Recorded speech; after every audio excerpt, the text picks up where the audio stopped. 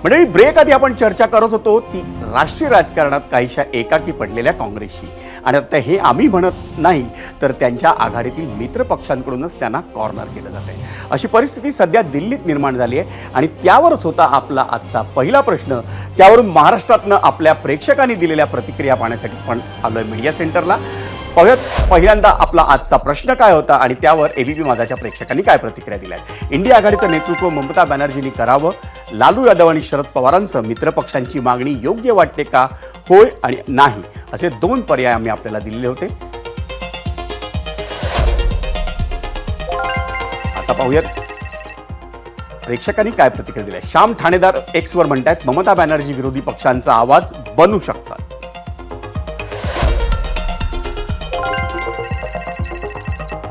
Shantanu Gautam Xavier म्हणतात, हेच म्हणणारे लोक आता खूप थकले, यांच्या हातात काही राहणार नाही म्हणून ममता बॅनर्जी यांचे नाव पुढे करून टाकले.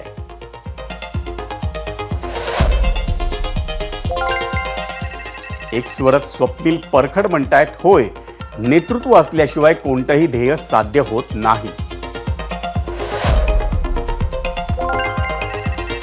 युट्यूबवर सुभाष सानप म्हणतायत, आघाडीत नेतृत्व कुणालाही दिलं तरी जनता यांच्यावर विश्वास ठेवणार नाही, कारण 10-12 नेत्यांवर विश्वास ठेवण्यापेक्षा एका नेत्यावर जनता नक्की विश्वास ठेवेल, असं सुभाष सानप म्हणतात.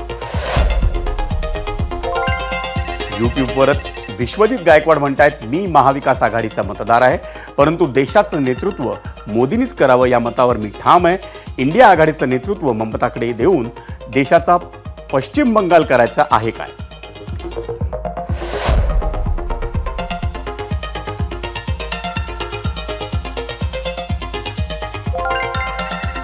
युट्यूबवरच माणिकराव म्हस्के म्हणतायत, ममता दिदी पलटूराम आहेत, त्यासाठी इंडिया आघाडीचं नेतृत्व देणं म्हणजे पंतप्रधान होण्यासाठीची खेळी असू शकते, पण पीएम फक्त राहुल गांधीच राहतील.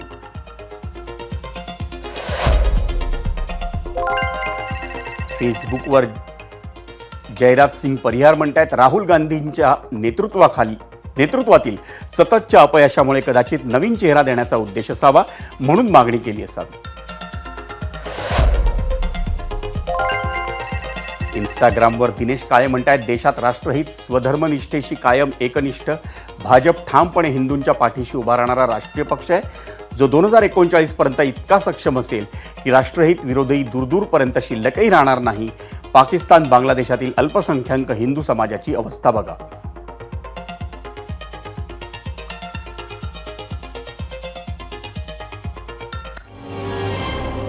मंडळी, महाराष्ट्रातून आलेल्या एबीपी माझाच्या प्रेक्षकांच्या प्रतिक्रिया पाहिल्यानंतर आपण पुन्हा एकदा जाऊयात गेस्ट सेंटरला आणि तिथे इंडिया आघाडीच्या नेतृत्वाच्या मुद्द्यावर सुरू झालेल्या चर्चेच्या पार्श्वभूमीवर आपण संवाद साधूया ठाकरेंच्या शिवसेनेच्या राज्यसभा खासदार प्रियंका चतुर्वेदी यांच्याशी. प्रियंका जी, आपका बहुत बहुत स्वागत है. मैं आपको मराठी में सवाल पूछूंगा क्योंकि आप महाराष्ट्र से जुड़ी हुई है, आप हिंदी में जवाब दे रही है. प्रियंका जी, महाराष्ट्राच्या निकालानंतर इंडिया आघाडीत हालचालींना खूप वेग आल्याचं चित्र आहे आणि नेतृत्व बदलाची चर्चा सुरू झाली आहे. खंबीर चेहरा म्हणून तुमची पहिली पसंती ही कोणाला असेल आणि त्यामागचं नेमकं कारण काय.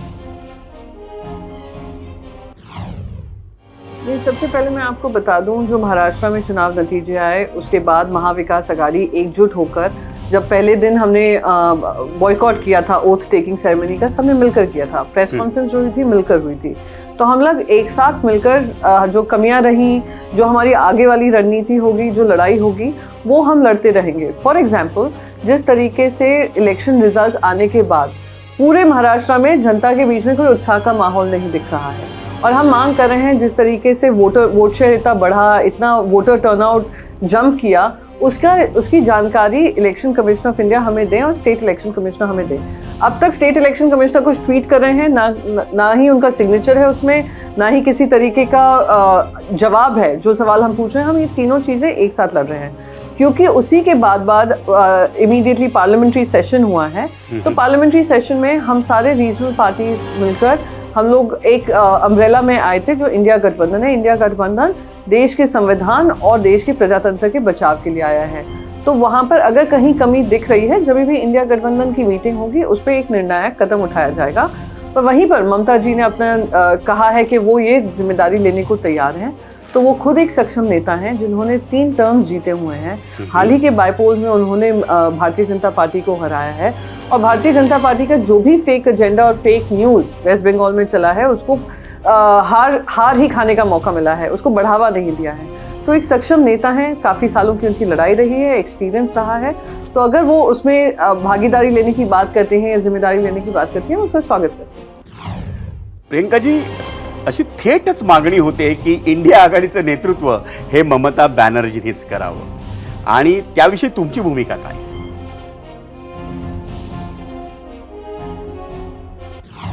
वही मैंने अपनी शुरुआती स्टेटमेंट में कहा कि जहां सपा हो या टीएमसी का नेतृत्व हो या बाकी सारे पक्ष हों, हम भी मानते हैं, और मैं मानती हूँ कांग्रेस पार्टी भी मानती है कि उनकी जो काम है, उनकी जो लीडरशिप है, उस पर कोई चैलेंज नहीं करा है, पर ये निर्णय हम नहीं ले सकते हैं। ये निर्णय उन्होंने एक बात रखी है, बात वो चर्चा का विषय हुआ है, वो जब इंडिया गठबंधन की मीटिंग होगी उसमें ये निर्णायक कदम जो भी होगा वो लिया जाएगा। पहले तो वो डिस्कशन क्लियर है, पर मैं आपको एक चीज कह देती हूँ कि आज तो एटलीस्ट इंडिया गठबंधन में खुलकर ये चर्चा हो रही है। क्या एनडीए में कोई ये कोशिश कर सकता है? चंद्रबाबू नायडू जी खुद सक्षम है, नीतीश कुमार जी खुद सक्षम है, क्या वो ये कह सकते हैं कि मोदी जी को साइड में रखिए, हम वो जिम्मेदारी लेने को तैयार हैं? जैसे ही वो बात आएगी ना, उनके पीछे ईडी, आईटी, सीबीआई आ जाएगा। तो जो सही मायने में प्रजातंत्र हो, सही मायने में डिस्कशन, डिबेट, डिसीजन हो, वो हमारी पार्टी और हमारे सारे पक्ष, घटक पक्ष, उसका धर्म निभा रहे हैं। तुमचे सगळे मुद्दे जरी मान्य केले ना आपण प्रियंकाजी, तरी ममता बॅनर्जींना नेतृत्व म्हणजे इंडिया आघाडीचं जे नेतृत्व काँग्रेसकडे आहे त्याच्यावरती प्रश्नचिन्ह उभं करण्यासारखं आहे, आणि त्यामुळं इंडिया आघाडीत संघर्ष होईल असं आपल्याला वाटत नाही का? नहीं, कोई अनबन नहीं है, हम सब एकजुट हैं, एक साथ मिलकर लड़ाई लड़ रहे हैं। अगर आप देखेंगे पार्लियामेंट में भी जो प्रोटेस्ट होते हैं वो हम लोग सब एक साथ मिलकर ही कर रहे हैं। जो भी हम काम कर रहे हैं पार्लियामेंट के अंदर भी अच्छे कोऑर्डिनेशन में कर रहे हैं, अच्छे माहौल में कर रहे हैं। चर्चा का विषय बस ये है कि क्या ये जिम्मेदारी चेंज होनी चाहिए। जिम्मेदारी का मतलब ये नहीं है कि कोई पक्ष से निकले, जिम्मेदारी का मतलब है कि कौन आगे आकर बड़ी जिम्मेदारी निभाएगा, पूरे पक्ष, सारे इंडिया अलायंस के गठबंधन को साथ आगे बढ़ाकर, और जो भी हमारा रणनीति है उसको एक नई रूपरेखा देकर। उसका मतलब कहीं भी ये नहीं है कोई विरोध है या कोई असमंजस है या कोई इनडेसिसिवनेस है। वो सब चर्चा का विषय बनेगा जैसे ही इंडिया गठबंधन की पहली मीटिंग होगी ये चुनाव नतीजों के बाद। तुम्ही जी ही मागणी करताय की ममता बॅनर्जी किंवा दुसरं कोणीतरी नेतृत्व करावं, ही जेव्हा मागणी वेगवेगळ्या पद्धतीने वेगवेगळ्या मित्रपक्षांकडून होते, तेव्हा एक गोष्ट स्पष्टपणे पुढे येते की काँग्रेसकडनं जी प्रतिक्रिया येत आहेत त्यानुसार काँग्रेस इंडिया आघाडीचं नेतृत्व सोडायला तयार नाहीये। अशा वेळी तुमच्याकडे काय पर्याय आहे? नहीं, अगर मैं मानती हूँ कि अगर वहाँ से जो भी बातें आ रही है, अगेन हम लोग सिर्फ बात ऐसे कर रहे हैं क्योंकि मीडिया हमसे पूछे। कोई मीडिया ये नहीं पूछ रहा है कि महाराष्ट्र में 23 तारीख को चुनावी नतीजे आए, चाहे उस चुनावी नतीजे को लोग भी चैलेंज कर रहे हैं, गांवों में उसका विरोध हो रहा है, उस सब चीज़ को दरकिनार करते हुए 10-12 दिन लगे पहले मुख्यमंत्री शपथ लेने को। आज हम बैठे हुए हैं, आज तारीख है 10 दिसंबर, और आज तक कैबिनेट फॉर्मेशन नहीं हो पा रहा है। कोई ये नहीं पूछ रहा है कि क्या वो महाझूठी गठबंधन में असमंजस बना हुआ है, क्या आने वाले समय में क्या ऑप्शंस रह जाएंगे।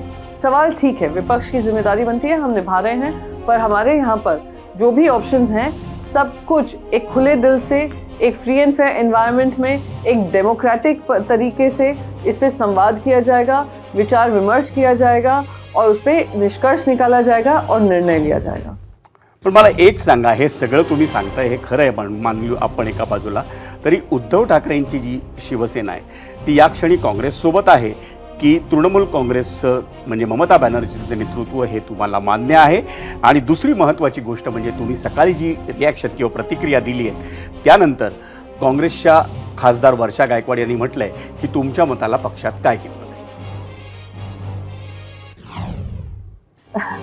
मुझे नहीं पता कि क्या उन्होंने कहा है, और वैसे मेरी बात जो है, क्योंकि मैं भी पार्टी की प्रवक्ता हूँ, पार्टी की बात रखती हूँ, तो पार्टी का जो बात थी, मैंने सवाल मुझसे पूछा गया था, मैंने उसको रखा है। और अगर आप संजय राउत जी की भी बात सुनेंगे, वो उसी लाइन में बोल रहे हैं कि वो सक्षम नेता हैं। हमने बार बार यही कह रहे हैं कि जो सक्षमता के विषय है वो लीडरशिप जो मिलकर बैठकर निर्णय लेगी वो होगी। पर क्या ये दरकिनार किया जा सकता है कि वो सक्षम है या नहीं, कि ये दरकिनार किया जा सकता है वो जिम्मेदारी लेने को तैयार है या नहीं? हम तो बस ये कह रहे हैं कि वो भी एक सीनियर लीडर है। जैसे आज समाजवादी पार्टी भी कहता है, हमें तो इस बात का गर्व होना चाहिए कि हमारे सारे जो नेता हैं जो अपनी अपनी पार्टीज को लीड कर रहे हैं वो सक्षम है देश का नेतृत्व करने को। वहाँ पर एनडीए पे प्रश्न चिन्ह होता है कि कोई अगर चंद्रबाबू नायडू जी हो या नीतीश कुमार जी हो, अगर ये सक्षमता अपनी बताने लग जाए या सर्टिफिकेट देने लग जाए, सबसे पहले उन्हीं का विरोध किया जाएगा। प्रियंकाजी, पुढचा प्रश्न वेगळा आहे. ठाकरेंच्या शिवसेनेच्या खासदार म्हणून नाही, पण एक राजकीय निरीक्षक म्हणून तुम्ही मला त्याचं उत्तर द्या. ज्या पद्धतीने आता राजकारण सुरू आहे, सत्ताधारी देखील काँग्रेसच्या विरोधात त्यांनी बोलतायत, ते काँग्रेसला लक्ष्य करतायत, पण त्याच वेळी जे इंडिया आघाडीतले मित्र पक्ष आहेत त्यांचाही काँग्रेस विरोधी सूर आहे. अशा वेळी काँग्रेस राष्ट्रीय राजकारणात एकटी पडली असं वाटतं तुम्हाला? ना कोई कॉर्नर हो रही है, ना कोई कॉर्नर कर रहा है। भारतीय जनता पार्टी जो गंभीर मुद्दे हैं उस पर चर्चा से ध्यान भटकाने को वो इसमें अपनी टांग अड़ाने की कोशिश कर रही है। कोई बीजेपी से जाकर पूछे ना कि अगर ये जिम्मेदारी चंद्रबाबू नायडू को देगी, क्या उनको एक्सेप्टेबल है? कोई उनसे पूछे ना कि अगर एकनाथ शिंदे कहेंगे कि वो जिम्मेदारी संभालना चाहते हैं, वो कह देंगे कि हाँ एनडीए की बागडोर आप संभालिए। हिम्मत ही नहीं है किसी में। और हम बात कर रहे हैं सक्षमता की, हम सक्षम हैं इसलिए हम ये बात खुले मंच पर कर सकते हैं। और बार बार यही कहूँगी, कोई साइडलाइन नहीं हो रहा है, कोई कॉर्नर नहीं हो रहा है, कोई दबाव नहीं हो रहा है, एक अच्छे संवाद हो रहा है और संवाद का निष्कर्ष जो निकलेगा वो जनता के सामने आएगा। प्रियंकाजी, ममता बॅनर्जींनी पश्चिम बंगालमधली जी विधानसभेची निवडणूक होती ती स्वबळावर लढवली होती, त्या इंडिया आघाडीत असताना. दिल्लीत आता केजरीवालांनी स्वबळाची घोषणा केली आहे, पण तुम्ही इंडिया आघाडीत आणि महाविकास आघाडीत सगळ्यांसोबत आहात. मुंबई महापालिकेची निवडणूक तुम्ही स्वबळावर लढवण्याची शक्यता आहे का? देखिए, मैं पार्टी की प्रवक्ता हूँ और पार्टी ने मुझे जिम्मेदारी दिल्ली में दी हुई है पार्लियामेंट में, वो मैं भली भांति निभा रही हूँ। जो भी निर्णय होगा वो आपके सामने जल्द से जल्द आपको बता दिया जाएगा। पर यहाँ तक जहाँ तक हमारा, मैंने आपको शुरू में ही कहा कि अभी जब ओथ टेकिंग सेरेमनी हुई थी, सेशन, एक स्पेशल सेशन हुआ था असेंबली का, उसमें हमने बाकायदा कहा था हम लोग तीनों मिलकर ये लड़ाई लड़ रहे हैं और तीनों उन्हीं मुद्दों पे लड़ रहे हैं जो जनता से जुड़े हुए मुद्दे हैं, जो इलेक्ट्रल डेमोक्रेसी से जुड़े हुए मुद्दे हैं, जो ईवीएम के छेड़छाड़ से जुड़े हुए मुद्दे हैं। हम तीनों पक्ष एक साथ इसकी आवाज़ उठा रहे हैं। प्रियंकाजी, धन्यवाद. इंडिया आघाडीतल्या नेतृत्व बदलाच्या मागणीच्या पार्श्वभूमीवर विविध मुद्द्यांवर आपण अगदी दिलखुलासपणे बातचीत केली, त्याबद्दल आपले आभार. एबीपी माझा, उघडा डोळे बघा नीट.